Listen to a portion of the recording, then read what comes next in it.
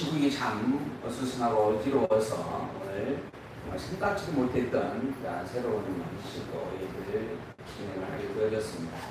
혹시 카카오톡을 통하여서 링크가 되어져서 함께 참여하시는 분들을 염두에 두고 또한 마음과 뜻을 모아서 함께 기도하며 예배에 함께 집중해 주시기를 강조드리면서 어려운 여건이지만 함께 말씀을 상고해 보도록 하겠습니다. 오늘 빌립보서 4장에 기록되어 있는 말씀은 성도의 생활에 실제적인 권면에 대한 말씀이 기록되어 있는 내용입니다. 그래서 빌립보 교회를 향하여서 바울이 교회의 중심이 되어지는 것이 무엇이며 그 중심이 되어져 있는 그리스도의 복음으로 말미암아 교회와 성도답게 생활할 수 있는 일들이 어떠한 일이고 어떠한 모습이며 어떠한 실제, 어떠한 본질을 가지고 있어야 되는가라고 하는 것에 대해서 증거하고 가르쳐 주시는 말씀이었음을 우리는 이 앞 시간까지 빌립보서 1장과 3장을 통하여서 살펴봤던 부분들입니다. 그리고 이어서 이제 오늘 합당한 생활의 실천이라고 하는 구체적인 어떠한 생활의 당면 문제를 제시해주는 말씀을 우리가 빌립보서 4장을 통하여서 이제 보게 되어집니다. 이 빌립보서는 복음에 합당한 생활에 대한 말씀을 고면을 해주고 있습니다. 교회 생활을 통한 교회의 견고함을 세워가는 하나님의 성령의 말씀 가운데 있어서 특별히 복음에 합당한 생활을 가지고 성도답게 교회답게 세워가는 그런 권면의 말씀이 기록되어 있다 이렇게 정리해 볼 수 있는 부분들이죠. 이러한 내용들을 통해서 우리가 확증하고자 하는 것은 무엇인가? 바로 예수님의 그리스도라고 하는 사실입니다. 이 예수가 그리스도라고 하는 이 성경의 주제가, 신약 성경의 주제가 우리에게 주어진 복음의 본질입니다. 복음의 그 구체적인 내용이고 근본이 되어 있는 말씀인데 과연 예수님의 그리스도가 틀림없는가? 정말 예수님이 그리스도라고 할 때 왜 그러는가? 예수님을 그리스도라고 이야기할 수 있는 분명한 근거는 무엇이며 정말 틀림없는 사실인가? 라고 하는 것을 우리가 확증을 하는 그러한 하나님의 계시의 말씀 가운데 있어서의 한 부분이다라고 하는 겁니다. 하나님께서는 예수님이 그리스도라고 하는 것을 증명해 주기 위하여서 그리스도를 직접, 그리스도의 능력과 권능을 직접 보여주신 증거의 말씀을 우리에게 주셨습니다. 그것이 곧 복음서에 기록되어 있는 말씀들이었습니다. 예수님께서 직접 내가 그리스도요, 내가 하나님께서 보낸 하나님의 아들이다라고 하는 것을 또한 내가 근본 하나님이다라고 하는 것을 선포해주는 증거의 말씀들을 실제 역사적 섭리 속에서 행하였던 일들을 통하여 구체적으로 증거하여 확인해주는 말씀들이 복음서의 내용들입니다. 우리는 마태복음을 통하여서 구약의 아브라함과 다윗의 자손으로 오신 그리스도에 대하여서 그리고 그게 틀림없는 역사적 사실이라고 하는 것에 대한 증거의 말씀으로 족보로 기록되어 있는 내용을 살펴볼 수가 있었습니다. 그리고 특별히 마태복음은 구약의 선지자들을 통하여서 예언되어졌던 예언의 말씀들을 근거로 하여서 그 예언대로 예수님께서 직접 경험하고 이루었다라고 하는 성취의 사건들을 증명해 주었습니다. 동정녀에게서 태어난다라고 하는 예언의 말씀대로 성령으로 잉태되어서 이 땅에 오셨음을 증거하였고 애국으로 피난한다라고 하는 예언의 말씀대로 애국으로 피난케 되어졌던 그리스도의 어린 시절을 증거해 주었고 그리고 또한 다시 유대 땅 베들레헴으로 돌아와서 가나안 땅에서 살게 되어져가는 그런 일들에 대하여서도 나사렛에서 살게 되어진다라고 하는 그 부모의 증거의 말씀을 선포하고 있는 선지자의 예언을 근거하여서 그 예언대로 예수님께서 그곳에서 살았다라고 하는 것을 검증해 준 그러한 역사적 사실들을 우리는 분명하게 확인해 볼 수 있었습니다. 그러므로 예수님은 구약에서 선포되어진 약속대로 온 그리스도가 틀림없다 이렇게 증명해 주었다라고 하는 겁니다. 그리고 또한 그러한 것들을 예수님께서 가지고 있는 하나님의 아들의 신분을 가지고 증명해 주는 말씀들을 우리는 마가복음을 통해서 확인해 보았습니다. 마가복음은 예수님이 하나님의 아들로 오셨다라고 하는 것에 대한 증거의 말씀을 선포합니다. 그래서 마가복음 1장 1절, 마태복음 1장 1절은 아브라함과 다윗의 자손 예수 그리스도의 세계다라고 증명해 주었죠. 그리고 난 다음에 마가복음 1장 1절은 무엇으로 기록이 되어 있는가? 하나님의 아들의 신분으로 오신 그리스도이시다라고 하는 것을 증명해 주는 말씀으로 시작이 되어지고 있다라고 하는 것입니다. 그래서 마가복음의 1장 1절을 보게 되어지면 하나님의 아들 예수 그리스도의 복음의 시작이다 이렇게 기록을 하면서 그 본문은 시작이 되어집니다.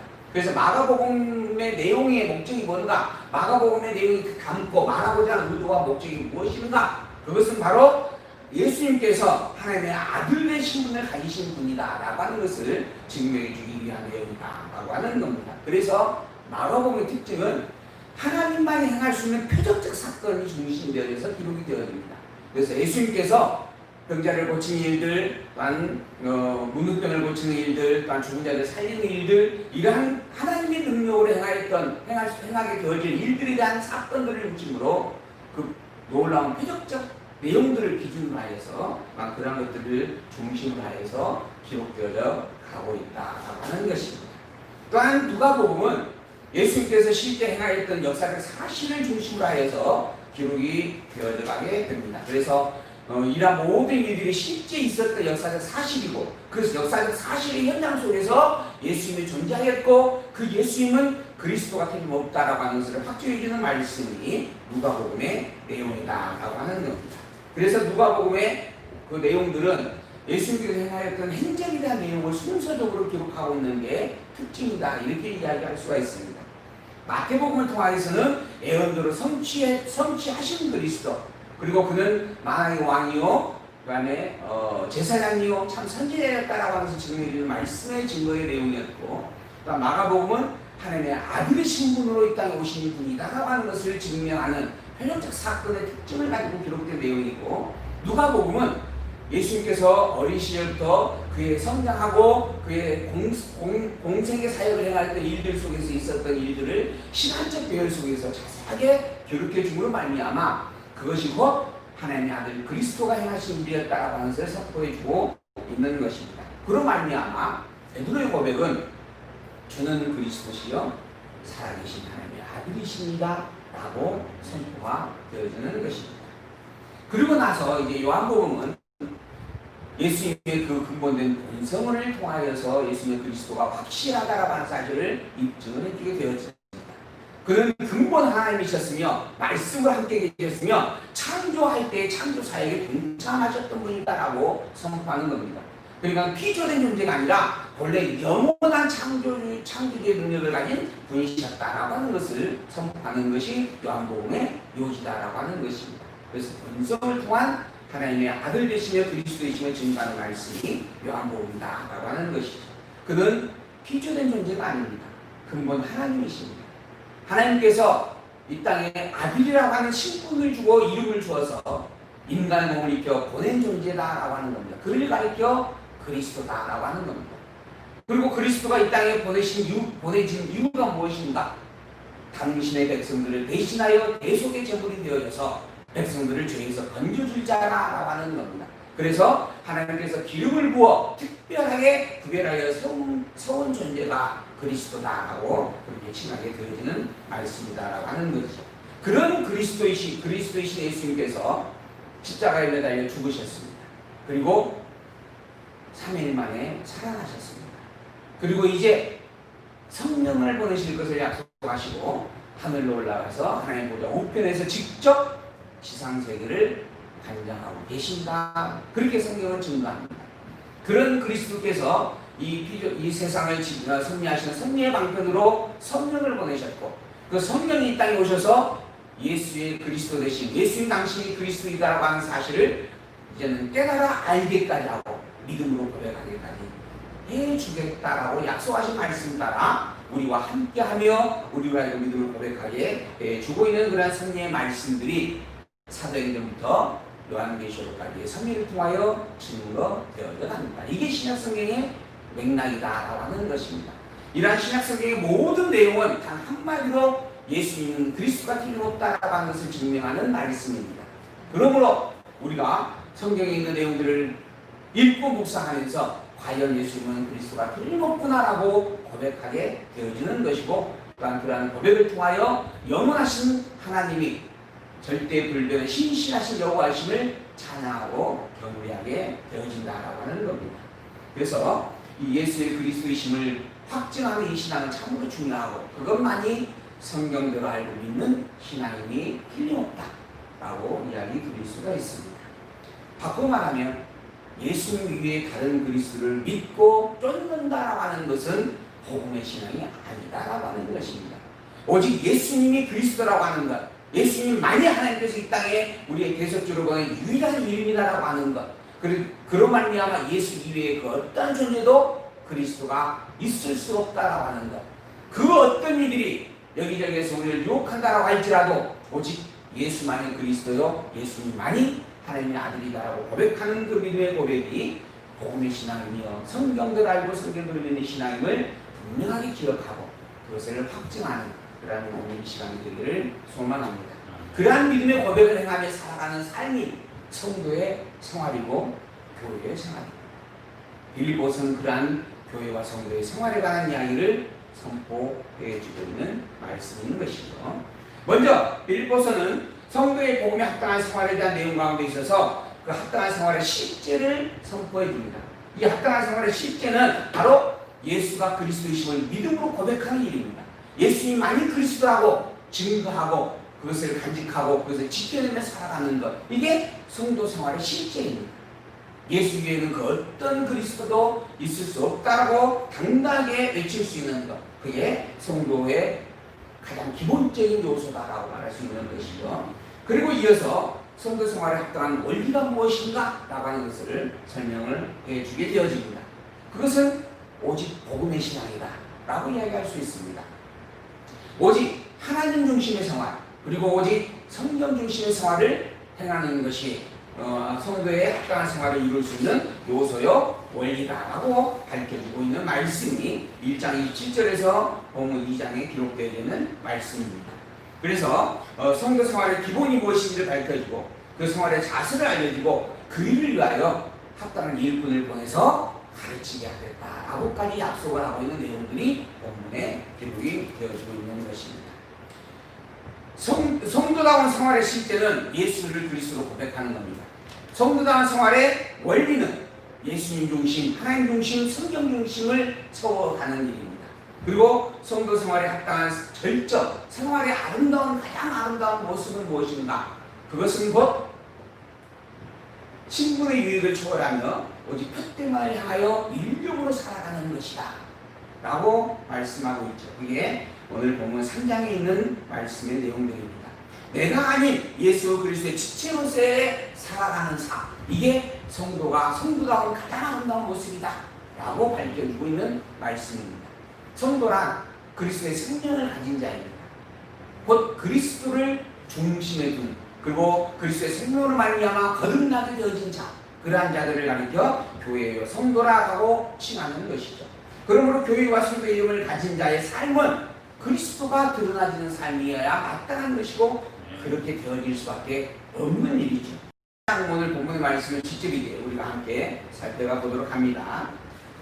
합당한 생활의 실천에 대한 부분의 말씀, 실천할 생활에 대한 권고의 이야기가 담겨져 있는 4장 1절에서 9절의 말씀이 있습니다.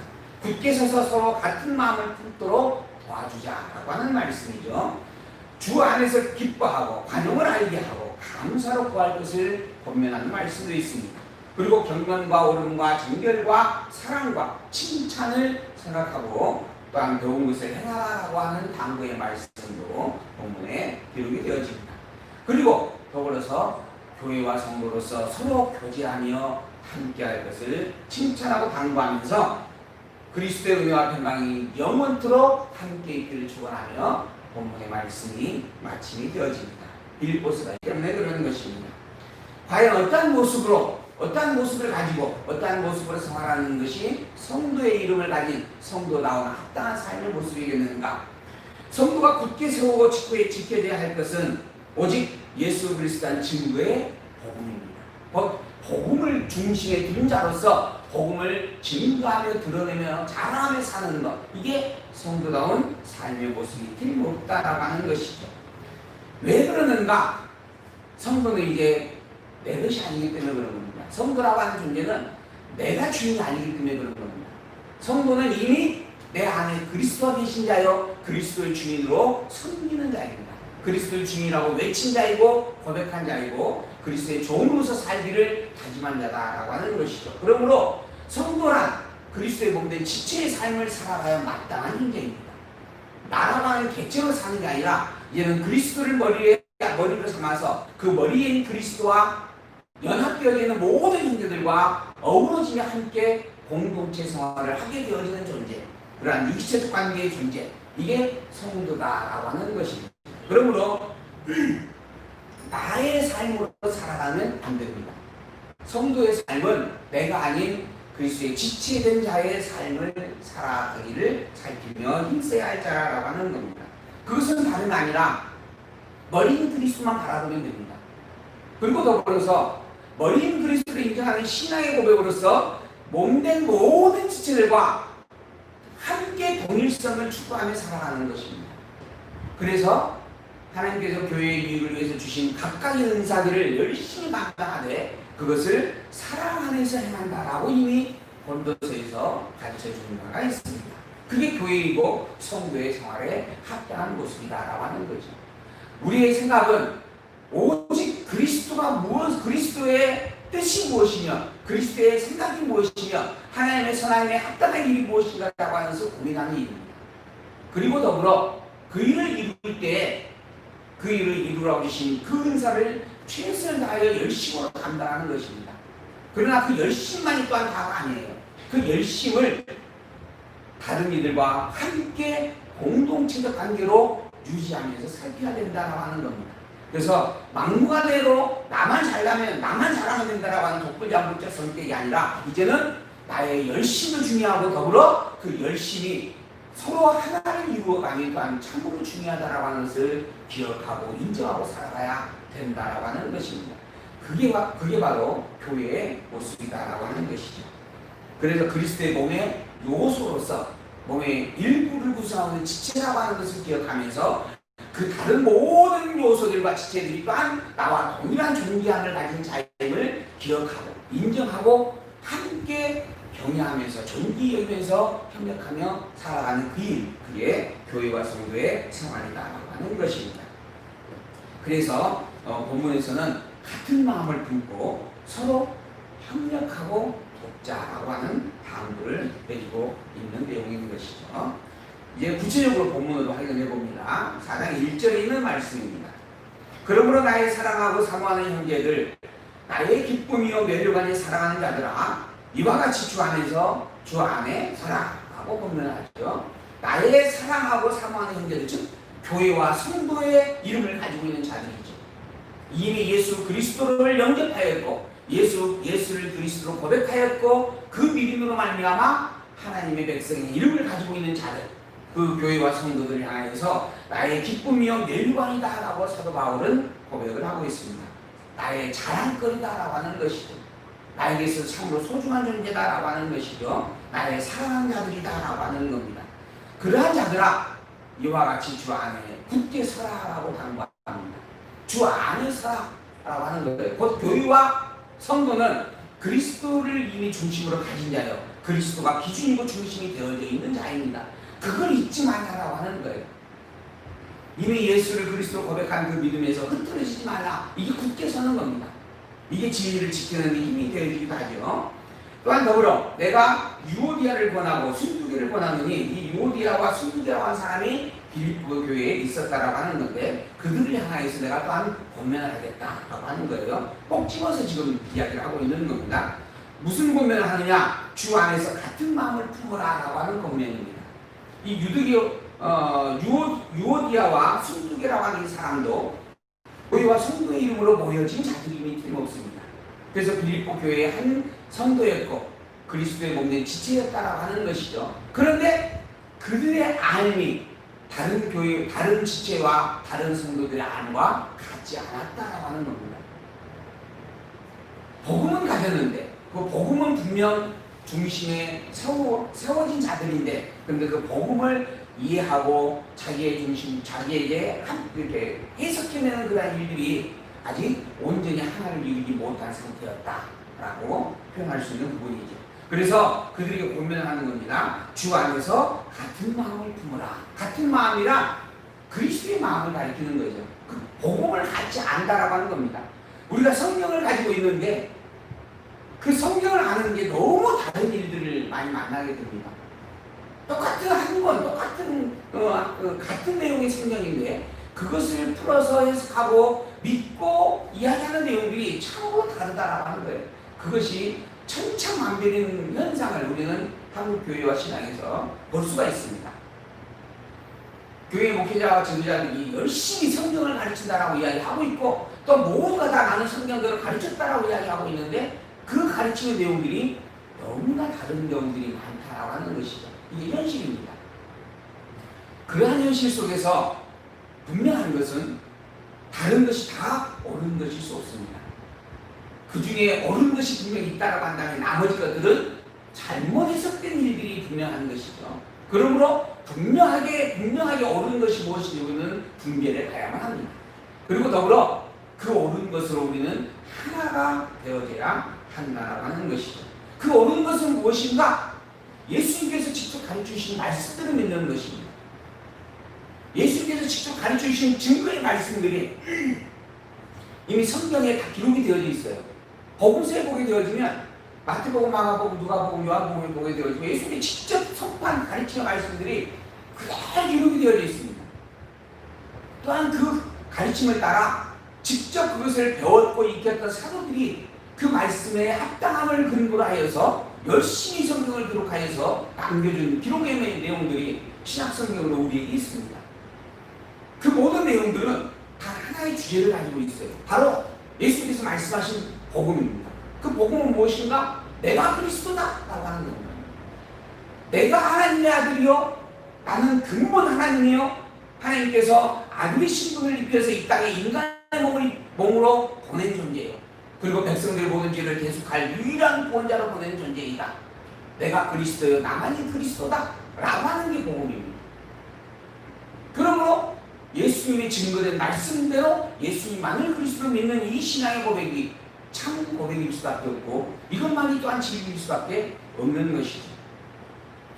그 마음을 품고 함께하는 것이 주 안에서 같은 마음을 품는 일이다라고 하는 것입니다. 복음을 가졌습니다. 성경을 가졌습니다. 그러나 그 아는 것이 다르다라고 한다면 왜 다른 것이며 무엇이 다른 것이며 혹은 어떤 것이 잘못된 것인가라고 우리는 냉철하게 분별하고 살펴가야 합니다. 그리고 정말 그리스도의 가르침대로 성경의 가르침대로 정말 참된 복음을 분명하게 분별하여서 주 안에서 같은 마음을 품고 믿는 것과 아는 그 일에 하나 되기를 애쓰며 가야 할 것이 우리의 삶의 모습이 되어야 합니다. 그래서 그것을 지금 고민을 해주고 있는 거예요. 너희가 주 안에 굳게 서기를 바란다라고 하는 겁니다.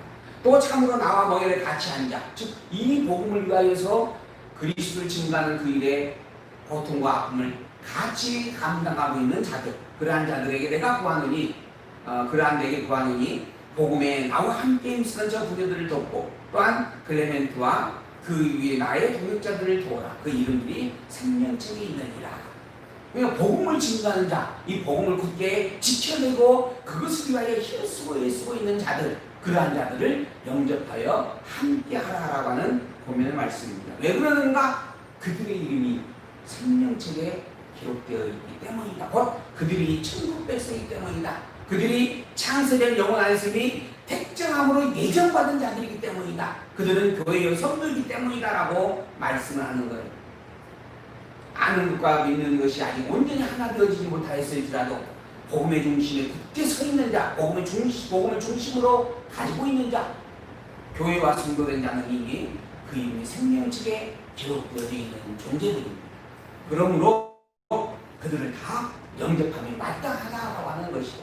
더더구나 이 복음을 위하여 멍에를 내며 힘쓰고 애쓰고 있는 자들이라면 더더욱 영접하여 함께하는 것이, 협력하는 것이 마땅하고 합당한 일이다라고 이야기하고 있는 말씀입니다. 성도란 천국의 시민권을 가지고 있는 자입니다. 그 생명의 천국에 기록되어 있는 시민의 이름을 기록하여 놓은 생명책에 그 이름이 있는 자들입니다. 그게 교회이고 성도입니다. 그 일은 그리스도의 생명으로 주어지는 것입니다. 그러므로 그리스도 안에 서 있는 것이 마땅한 일입니다. 주 안에서 같은 마음을 품고 그것을 살피기에 힘쓰고 애쓰는 것이 교회와 성도에게 있어서 너무도 마땅하고 당연한 일이다라고 하는 것이죠. 그 교회와 성도의 이름이 오늘 여러분과 저에게 있습니다. 비록 얼굴을 함께 대면하고 있지 못할지라도 예수 그리스도의 신앙의 고백 속에서 성령을 복음의 중심에 굳게 세우고 그것을 시인하고 고백하는 그 믿음으로 우리는 함께하고 있습니다. 우리는 교회와 성도의 이름을 갖기에 너무 합당한 존재들입니다. 우리는 천국의 시민권을 가진 자들입니다. 이미 천국의 생명책에 그 이름이 기록되어 있다라고 하는 것입니다. 그걸 잊지 말고 그 일을 위하여 그 복음을 지켜내기 위하여 힘쓰고 있는 자들과 함께하는 것이 우리의 행복이 되어지기를 소망합니다. 그 일을 위하여 내가 발벗고 먼저 앞장설 수 있는 그런 자가 되어질 수 있기를 주의 이름으로 축원을 드립니다. 혹여 아는 것이 조금 다를 수 있습니다. 그 다른 것은 바로 세워나가는 겁니다. 그 세워나가는 기준점을 우리는 가지고 있습니다. 그게 성령입니다. 그러므로 열심히 성경을 살펴서 성경을 통하여 성경대로 알고 믿는 신앙을 지향해 간다면 우리는 반드시 하나가 되어질 수밖에 없습니다. 그걸 소망으로 삼고 더 열심히 성경을 읽고 살피며 살아가는 우리가 되기를 소망합니다. 물론 복음이 아닌 다른 것을 가진 자들이 있습니다. 그래서 다르게 알고 믿는 이들이 있습니다. 우리는 이들을 가리켜 이단이다 이렇게 이야기합니다. 그들은 예수 그리스도 이외에 다른 그리스도를 찾는 자들이고 다른 그리스도를 의지하고 인정하려고 몸부림치는 자들입니다. 그것은 교회가 아니고 성도가 아니다라고 분명히 말씀드릴 수 있습니다. 그러나 복음을 가졌지만 그 아는 것과 믿는 것이 다르다라고 한다면 이것은 얼마든지 우리가 참아내고 보듬어주고 붙잡아주고 함께 가야 할 것입니다. 그들을 위하여서 우리는 더욱 힘을 쓰며 힘을 나누어야 한다라고 하는 것이죠. 그 중심이 그리스도이며 그 중심이 복음이며 그 중심이 예수 그리스도라고 하는 사실을 결단하고 있지 않는 우리가 되기를 다시 한번 다짐해보고 굳게 서가기를 소망해 봅니다. 4절에서 7절에 있는 말씀 볼까요? 주 안에서 기뻐하고 간용을 알게 하고 감사로 구할 것을 권면해 주고 있는 말씀입니다. 자, 주 안에서 항상 기뻐하라. 그러니까 우리가 기뻐한다라고 하는 건 참 중요한 일이죠. 그 기쁨은 행복한 자에게 행복한 자가 누릴 수 있는 하나의 열매들입니다. 항상 기뻐한다라고 하는 것은 그 행복함의 중심이 항상 함께 넘쳐 있어야만 가능한 좀 일들이죠. 근데 그러한 일들이 주 안에서 이루어지는 게 참 복음이고 참된 신앙이다라고 하는 것을 우리가 분명하게 새겨야 합니다. 그래서 기뻐하는 것도 중요하고 항상 기뻐할 수 있는 것도 중요한 일인데 그 일들이 주 안에서 이루어질 때 그게 참된 믿음의 기쁨이고 복음의 기쁨이다라고 하는 것이죠. 그래서 바울은 권면을 합니다. 너희가 항상 기뻐할 것인데 어디에서? 주 안에서 항상 기뻐하라고 하는 것이죠. 내가 다시 말하노니 기뻐하라. 어디에서요? 주 안에서. 하는 겁니다. 그리고 너희 관용을 모든 사람에게 알게 하라. 너희가 예수를 그리스도로 믿는 자라고 하는 것, 너희가 예수 그리스도의 복음으로 말미암아 항상 넘치는 기쁨을 가지고 있는 자라고 하는 것을 모든 이들에게 보여주며 살라라고 하는 겁니다. 이게 성도의 삶이다라고 하는 겁니다. 사실 복음은 천국의 소식입니다. 천국의 복을 누리는 일이에요. 그러므로 복음을 가진 자는 항상 기뻐할 수밖에 없습니다. 그 기뻐함이 자동적으로 드러나질 수밖에 없는 게 성도의 삶이다라고 하는 거죠. 더불어 그것이 하나님의 절대 주권으로 우리에게 주어진 축복이다라고 약속도 되어져 있는 일입니다. 그런데 그것을 바울은 권면으로 표현하고 있습니다. 너희의 관용을, 너희가 가지고 있는 이 놀라운 기쁨과 행복한 것을 모든 사람에게 알게 하라. 적극적으로 행할 것을 권면하고 표현을 하라고 말씀하고 있는 것이죠. 왜 그러는가? 주의 날이 다가올 때입니다. 주께서 가까우시기 때문에 그렇다라고 하는 거예요. 주께서 심판하실 재림의 날이 그만큼 가까이 있기 때문에 그렇다라고 하는 겁니다.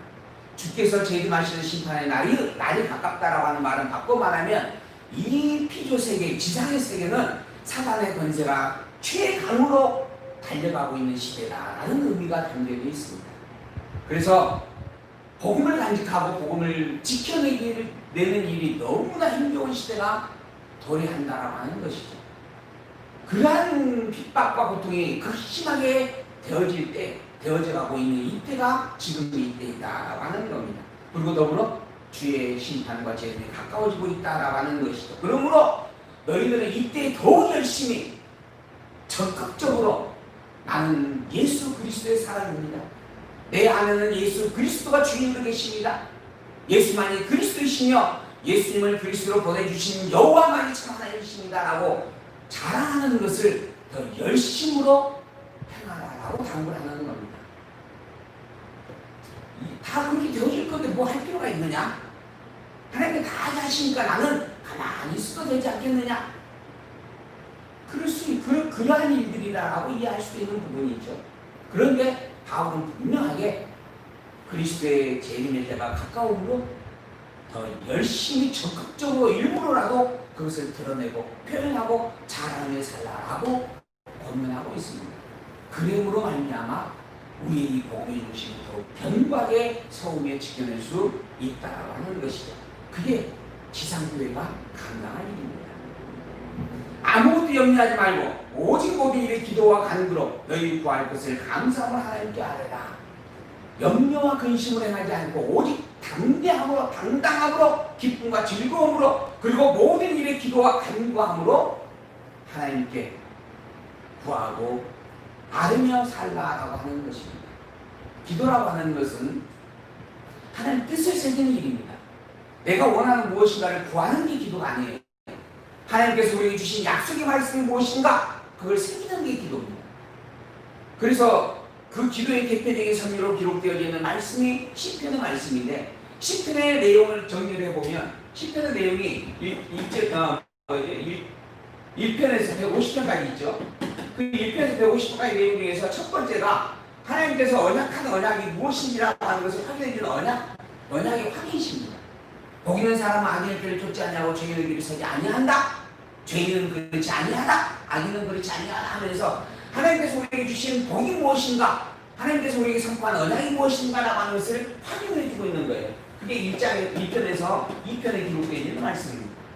그리고 난 다음에 이 언약을 새긴 백성들이 하나님께서 이렇게 이러한 내용들을 약속해 주어서 약속한 대로 이루어 주십시오라고 하는 기도예요.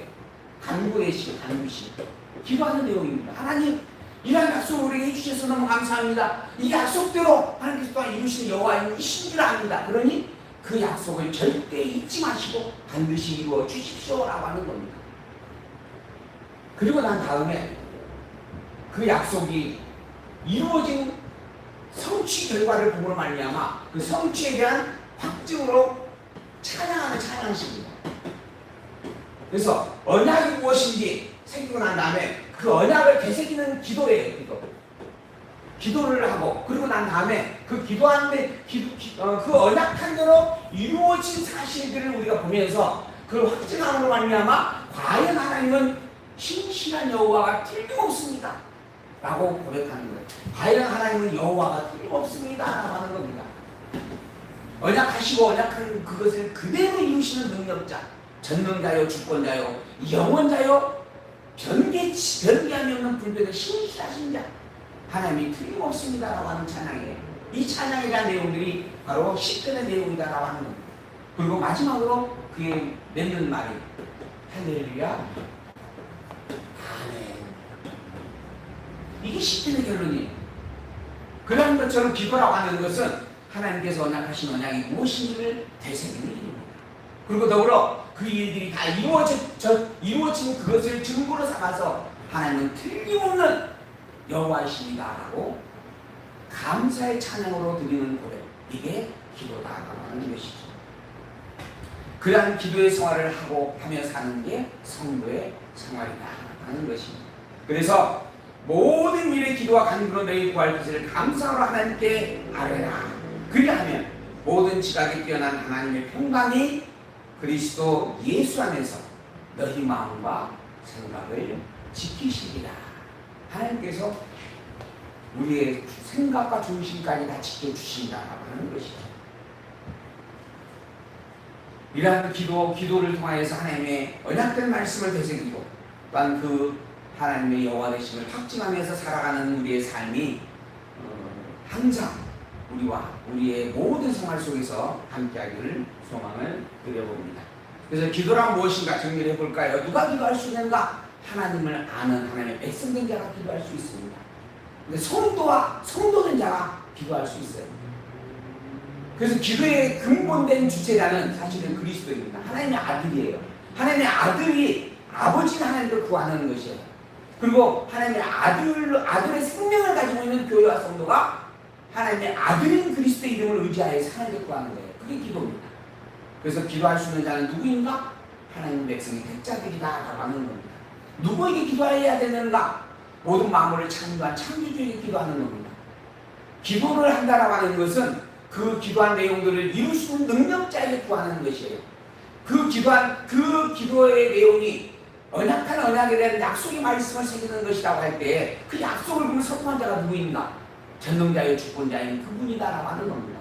그리고 전능자의 주권자인 그분만이 또한 기도를 응답해 주실 수 있는 능력자입니다. 그러므로 이 모든 만물을 창조하신 창조주인 그 하나님을 향하여 기도할 때 그 기도만이 참된 기도이다라고 할 수 있는 것이죠. 무엇을 구할 것인가? 하나님께서 우리에게 예언으로 선포해 주신 약속의 말씀들, 하나님께 정하신 뜻, 그게 우리 성경으로 기록되어 있는 복음의 말씀입니다. 그러한 것들을 우리가 새기면서 하나님에게 간구하는 내용이다. 그 기도가 이루어지게 하시는 장소가 있어요. 기도를 이루어주는 통로입니다. 하나님께서 우리한 성도들의 기도를 이루어주는 통로가 무엇인가? 바로 하나님께서 이 땅에 보낸 그리스도다라고 하는 겁니다. 오직 그리스도를 통해서 그리스도 안에서 이루어 주신다라고 하는 거예요. 그리스도 이외에는 어떠한 구원의 길이 없습니다. 나는 길이요 진리요 생명이니 나로 말미암지 않고는 하나님께 올 자가 아무도 없습니다.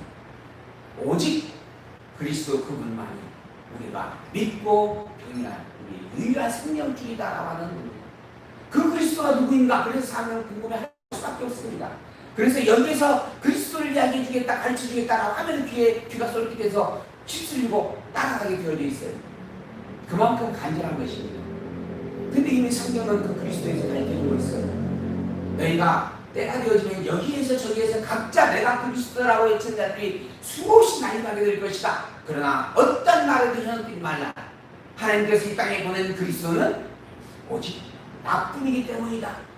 예수님만이 그리스도라고 선포하고 있다라고 하는 겁니다.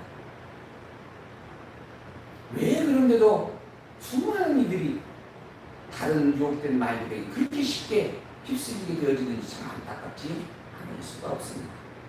분명 하나님께 우리가 기도할 그 기도의 내용은 오직 그리스도를 통해서만 이루어지게 하나님께서 정하셨다라고 하는 거죠. 그래서 에베소서에 분명하게 기록이 되어집니다. 창세전 그리스도 안에서 이 모든 만사의 승리를 작정하셨고 예정하셨다라고 하는 것이죠. 그 기도의 의미와 목적은 무엇인가? 왜 우리가 기도해야 되는가? 예수의 그리스도의 신과 하나님의 여호와심을 잊지 않기 위한 겁니다. 그것을 되새기고 확증하고 더욱 굳게 세우고 흔들림 없이 지켜내기 위해서 우리는 기도한다라고 하는 것입니다. 그러니 기도는 열심히 해야 됩니다. 쉬지 않고 범사에 모든 순간순간마다 기도하며 살아가야 마땅한 일. 그것이 또한 성도다운 모습이다라고 하는 것이죠. 정말로 형제들아, 무엇이든지 참되며 무엇이든지 경건하며 무엇이든지 오르며 무엇이든지 정결하며 무엇이든지 사랑할 만하며 무엇이든지 칭찬할 만하며 무슨 덕이 있든지 무슨 기림이 있든지 이것들을 생각하라. 너희는 내게 배우고 받고 듣고 본 바를 행하라. 그리하면 평강의 하나님이 너희와 함께 계시리라. 어떠한 일을 만나든지 무슨 일을 행할 때든지 이것들을 생각하라. 예수가 그리스도라고 하는 것, 예수님만이 그리스도라고 하는 것, 오직 예수님을 통해서만 우리의 기도가 드려지고 응답되어진다라고 하는 것, 예수 그리스도의 이 증거의 말씀만이 보인다라고 하는 것, 너희가 항상 이것을 생각하라라고 하는 겁니다. 예수 그리스도의 지체된 자로서 살아가는 게 성도의 삶이다라고 하는 것, 이걸 결단코 잊어버리지 말라라고 하는 것이죠. 내가 이것을 너희에게 가르쳤고 너희는 이것을 배웠으니 이것을 결단코 잊지 말고 이것만을 행하며 살라라고 당부하는 것이죠. 그리하면 평강의 하나님이 너희와 함께 계신다. 영원토록 참 하나님이요 절대 진리인 그 여호와 하나님이 우리와 함께 계신다라고 하는 위로의 말씀인 것이죠. 복음을 굳게 세우고 복음으로 사는 삶이 성도의 마땅히 살아갈 일입니다. 성도로서 살아가야 할 마땅한 본분이다라고 하는 것이죠. 이러한 삶 속에서 평강의 하나님이 우리와 함께 계신다라고 오늘 본문도 분명하게 축복의 말씀으로 함께 해주고 있습니다. 갈라디아서 6장 14절을 보게 되어지면 내게는 우리 주 예수 그리스도의 십자가 외에 결코 자랑할 것이 없으니 그리스도로 말미암아 세상의 나를 대하여 십자가에 못 박히고 내가 또한 세상을 대하여 그리하였노라 라고 하는 말씀이 있습니다. 우리의 자랑할 것이 오직 그리스도의 십자가밖에 이제는 없다라고 하는 겁니다. 나의 자랑하는 것이 그리스도 이외에 다른 것들이면 안 됩니다. 성도라 사실 자랑할 것이 그리스도밖에 없는 존재이다라고 이야기하고 있는 것이죠. 또한 더불어 여호수아서 24장 15절을 보게 되어지면 여호수아의 마지막 구원의 고백이 기록되어집니다.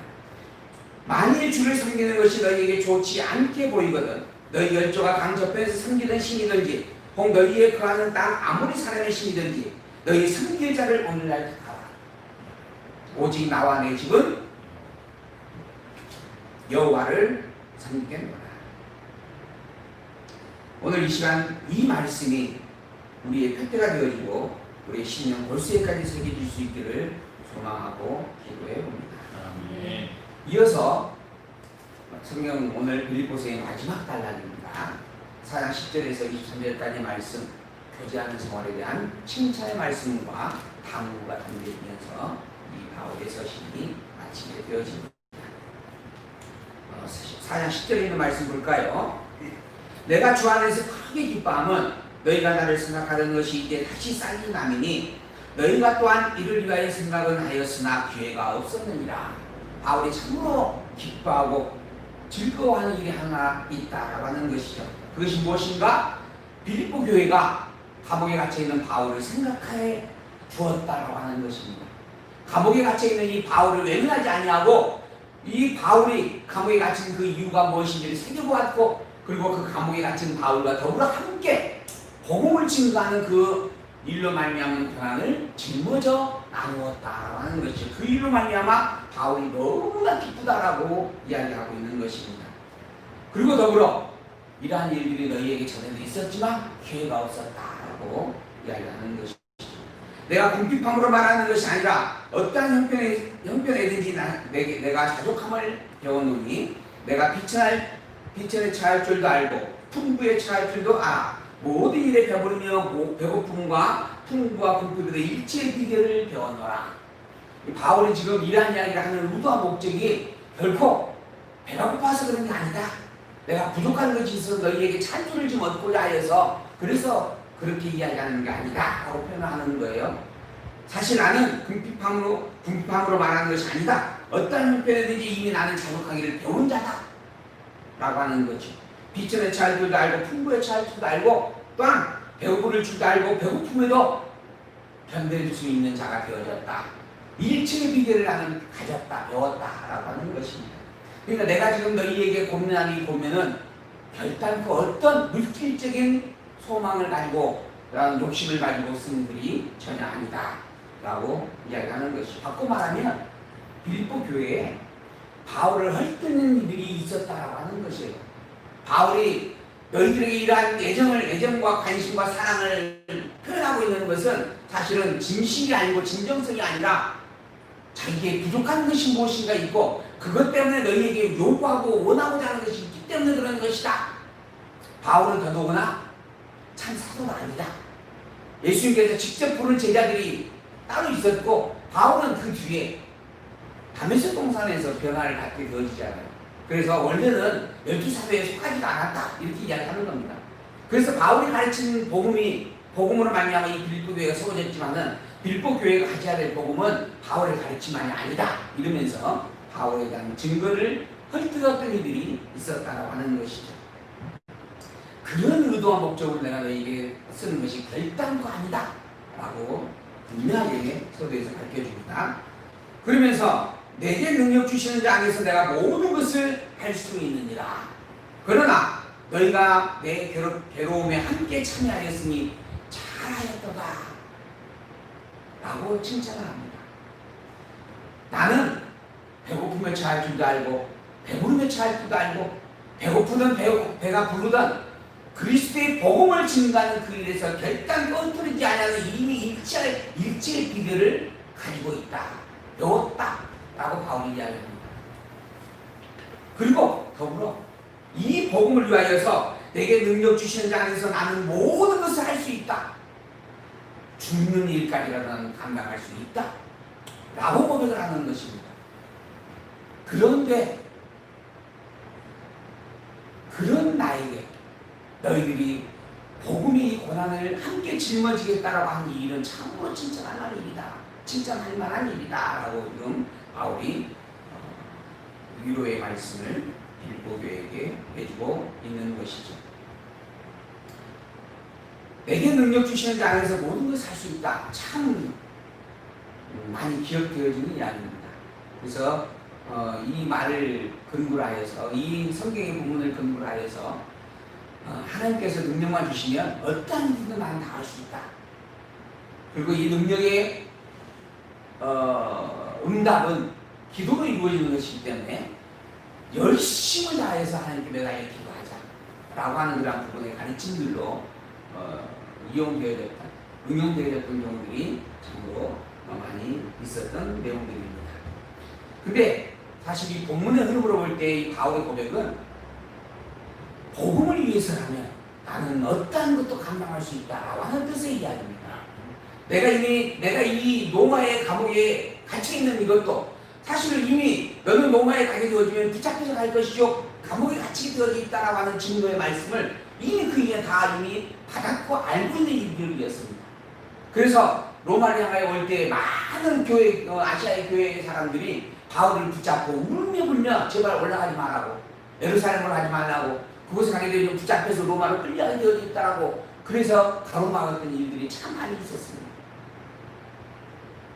그런 줄 알면서도 바울은 예루살렘으로 올라갔고 붙잡힌 바 되어져서 죄인의 몸으로 로마에 갔고, 그리고 지금 감옥에 갇혀있는 상태가 되어진 겁니다. 또한 이 일을 말미암아 살지 죽을지 다시 풀려날지 죽을지 사실은 분간할 수도 없는 그런 상황들이었습니다. 그 당시에 네로 황제로 말미암아서 얼마나 큰 기독교의 핍박이 가능히 있었는지 역사적 사실을 보게 되어지면 아주 처참하게 되었습니다. 그런 환경 속에 지금 있는 상황이었다라고 하는 거죠. 그런데 그럼에도 불구하고 바울은 기꺼이 예루살렘으로 올라갔고, 그리고 기꺼이 죄인의 몸이 되어져서 로마에 가고, 그리고 로마 감옥에 갇혀 있으면서 오히려 나는 감옥에 갇혀 있는 이 일로 말미암아 기뻐한다라고까지 증거해 주었습니다. 설령 이 일로 말미암아 죽는다 해도 그게 나에게는 참으로 유익된 일이다. 그러나 혹여 내가 살게 되어지면 그것은 나보다 너희에게도 유익된 일이다 라고까지 이야기했던 그런 증거의 말씀을 우리는 이미 성경을 통해서 확인해 보았습니다. 그런 의미로 복음을 위해서라면 나는 어떠한 일도 다 할 수 있다, 감당하겠다, 이런 각오를 표현하고 있는 내용인 것입니다. 내가 원하는 무엇인가를 이루기 위하여서 하나님께 매달리고 떼써야 된다라고 하는 의미의 내용이 아니에요. 하나님께 능력을 받아서 어떤 일인지 다 해보자, 이런 의미의 내용으로 기록된 말씀이, 해석되어진 말씀이 아니다라고 하는 겁니다.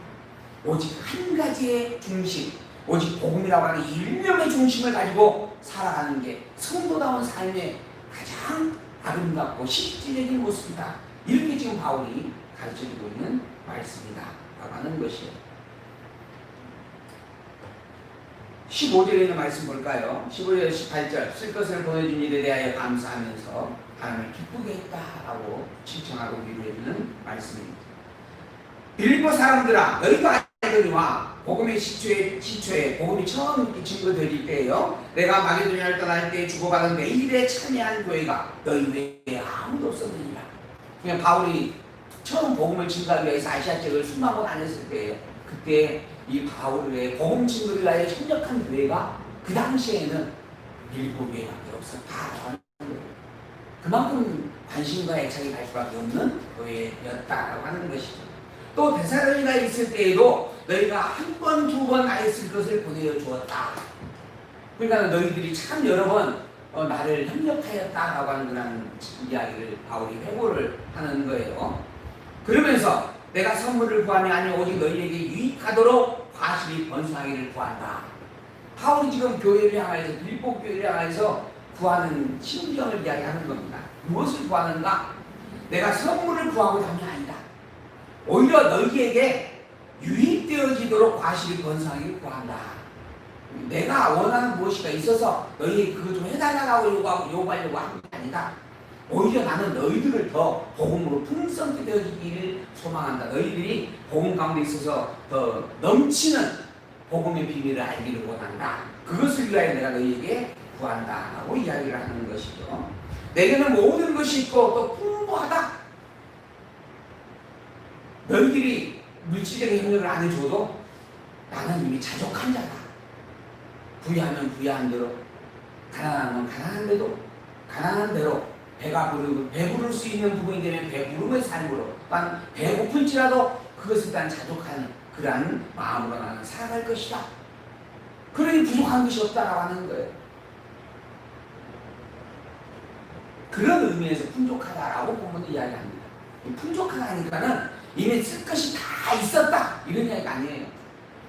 있는 만큼 안에서 그만큼의 삶을 누린다라고 하는 겁니다. 그 일을 자족하면서 그러나 오직 한 가지 이름을 가졌다라고 하는 거예요. 어떤 주변의 환경에 흔들리지 않냐고 그것에 부안되동하는 게 아니라 오직 복음만을 위하여서 굶을 수도 있고 배부를 수도 있다. 먹을 수도 있고 안 먹을 수도 있다라고 이야기를 하는 그러한 고백인 것이죠. 그리고 또한 더불어 에바브로디도 편에 너희의 주는 것을 내가 받았다. 지금 로마 감옥에 있는데 에바브로디도를 빌립보에서 파송을 했어요. 빌립보 교회가. 그래가지고 로마 감옥에 있는 바울을 이렇게 보살피라라고 이렇게 임무를 부여해 주었다라고 하는 것이죠. 그로 말미암아 내가 큰 도움을 받았었다라고 하는 겁니다. 이는 받으시만 향기로운 제물이고 하나님을 기쁘시게 한 일들이었다. 복음의 너무나 아름다운 모습이다. 복음적 생활이다라고 이야기를 하는 것이죠. 그리고 난 다음에 이제 19절에서 20절 하나님께서 풍성하게 채워주시리라 라고 격려하면서 하나님께 영광을 돌리게 되어집니다. 나의 하나님 그리스도 예수 안에서 영광 가운데 그 풍성한 대로 너희 모든 쓸 것을 채워주실 것이다 하는 겁니다. 이 복음에 협력되어지는 너희들의 그 아름다운 모습들을 하나님께서 이미 다 알고 계시며 살피고 계시며 응답해 주실 것이다 라고 하는 거죠. 그리고 더불어 하나님 곧 우리 아버지께 세세모토록 영광을 돌릴지어다 아멘 하고 선포합니다. 이 모든 일들을 있게 하신 이가 하나님입니다.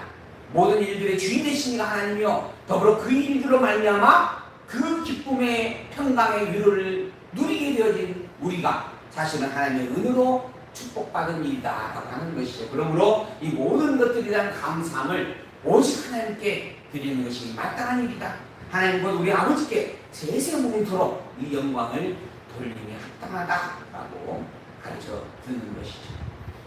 우리가 무엇을 행하였다라고 하는 것이 알 수 있습니다. 또한 그 일은 우리가 우리의 실제적인 현상 속에서 우리가 그 일을 행하는 수고와 애씀으로 말미암아 이루어져 가는 일들입니다. 오늘 이 영상도 마찬가지죠.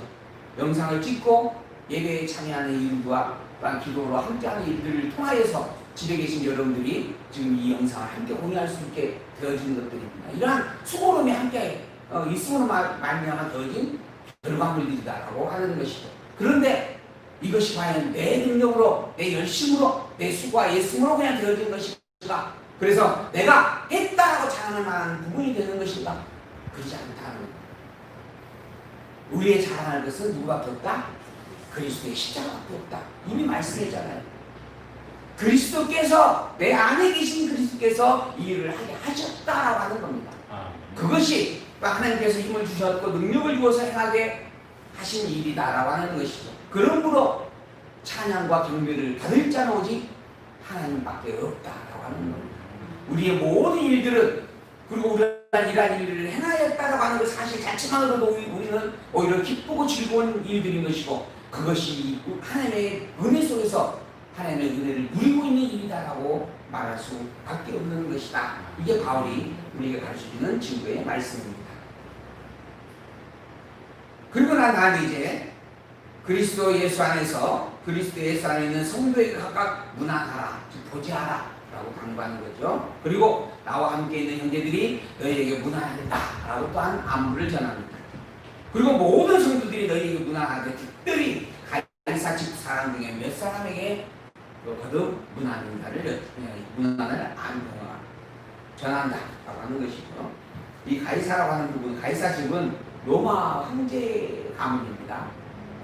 로마 황제의 네로 가이사의 집안이다 이렇게 칭하게 되어지는데, 그 중에서 그게 아주 그 심한 핍박을 가했던 네로 황제도 있었지만은, 그 가정 안에서도, 그 집안 안에서도 또한 그리스도의 복음을 영접한 자들이 있었다라고 하는 것이죠. 똑같은 복음이지만 어떤 얘기는 거치는 돌이 되어지고 어떤 얘기는 구원의 모퉁이 돌이 되어진다라고 하는 것이죠.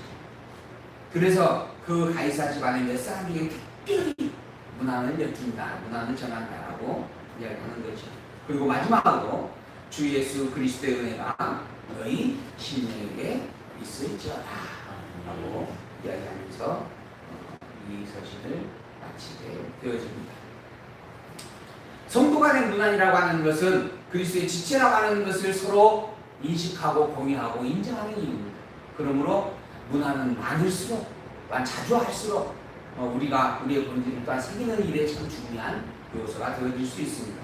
그러므로 항상 그리스도의 중심을 두고 그 머리인 그리스도의 이름으로 늘 문안을 이야기하고 또한 복음으로 교제를 나눈다라고 하는 것은 참 중요한 성도의 생활의 한 모습이 되어져야 할 부분이다라고 이야기할 수 있는 것이죠. 그리고 더불어 이러한 교회와 성도에게 하나님과 그리스도 예수로 말미암은 영원한 나라 천국의 은혜와 평강이 항상 함께하여서 이 복음의 기쁨이